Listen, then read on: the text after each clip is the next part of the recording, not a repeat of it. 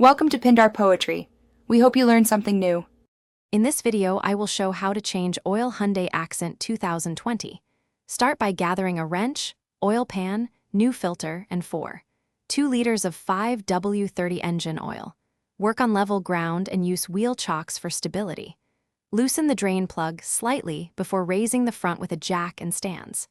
Inspect the drain plug and replace the crush washer if damp. Before you loosen the plug, wipe around the drain area to keep dirt out of the engine. Remove the drain plug with steady force and let all oil flow into the pan, which typically takes several minutes. While draining, remove the oil filler cap to speed ventilation. Once the flow slows to a drip, reinstall the drain plug with a new crush washer and torque to the manufacturer specification.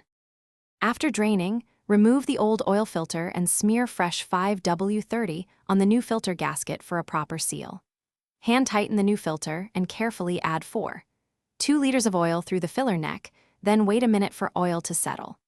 Start the engine briefly to circulate oil, then check under the car for leaks and recheck the dipstick to ensure the level sits between the min and max marks. Thanks for watching.